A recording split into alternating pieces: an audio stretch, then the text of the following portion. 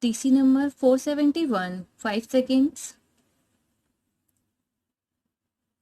Start. While stabilization of prices is the concern of the government, an equally vital and important concern of the government is the keeping up of the continuity of the economic development. The House would probably agree with me that these two things would have to be balanced, and the problem, therefore, is not to consider prices isolated from economic development, but the problem is to get these two phenomena married to each other and keep the balance between these two married partners straight in both development and in stability.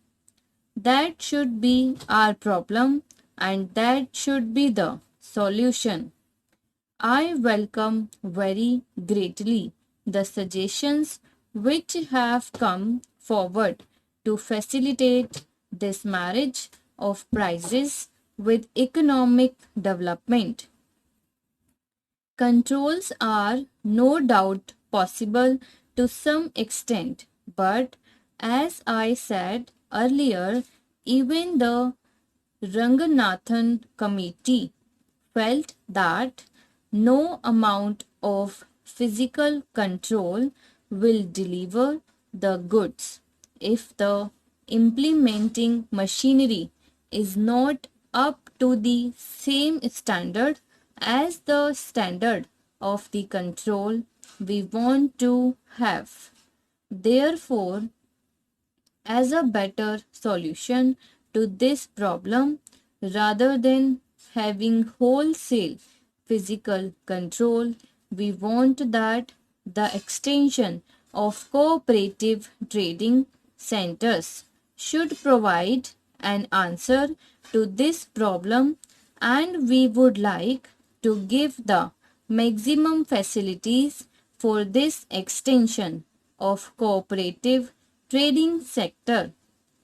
Definite schemes have been formulated by the government, but I would also like to say here that some of these voluntary organizations like the Citizens Council and such other organizations, if they could take up the work of providing a chain of consumer cooperative stores, they could formulate a scheme for doing some such thing in the economic sphere.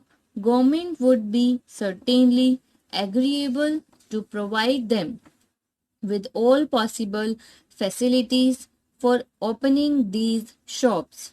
Large scale impact of the cooperative movement in the retail sector provides the best possible sanction in the present circumstances to keep a check on prices, and government effort is to be supplemented not only by this expansion in trading in the cooperative sector, but the government effort in keeping the price line has also to be supplemented to a great extent and reinforced by an effective public opinion.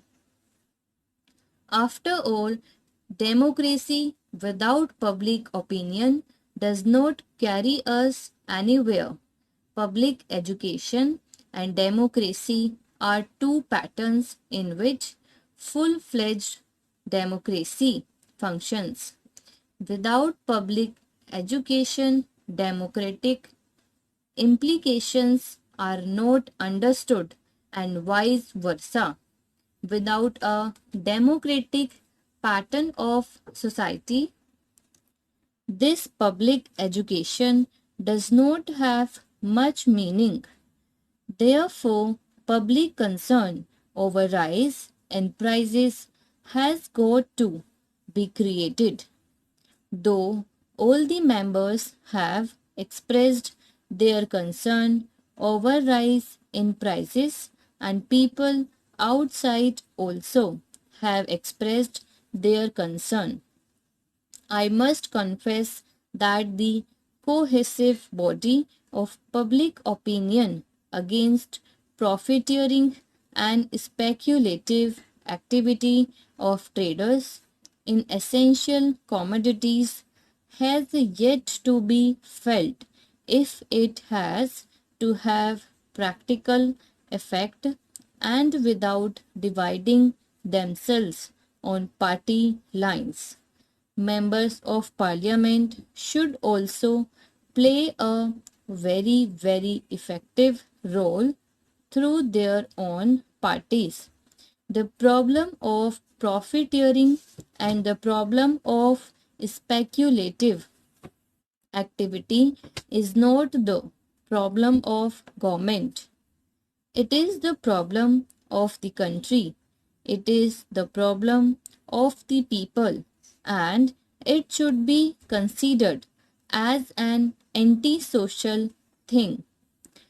Therefore, it should not be considered that it is the prime duty of the government to check this, mitigate this evil phenomenon. It is the duty of the government, I do not deny, but it is also on the moral plan the duty of the respective parties and their leaders and workers to create such a public opinion where profiteering and speculative activities may not find place. In some of the capitalist countries, they have done the same thing in regard to this. After all, in a country like the United States of America, adulteration of food is considered to be a crime worse than even murder. That shows the amount of public opinion that has to be created in this country against profiteering and speculation. As some members have said, nationalization of banks can be one of the ways by which effective control over prices can be brought about, but unfortunately, the phenomenon is not credit which is operating through banks. The crux of the civil is the credit which is outside the bank. So much credit is flowing through these outside channels other than the banking system that it is very difficult to control that kind of credit. This is the villain of the piece, which is not allowing us to have a cohesive policy in regard to the control of prices. A part of the purchasing power of the public which has come under the operation of the banking sector is relatively small when compared to the money outside the banks. It is the latter, therefore, which give us this deep concern and which affects the solution. So, I think I have covered most of the points raised. Though the purview of the discussion is very wide, the House will perhaps forgive me if I do not cover all the economic matters.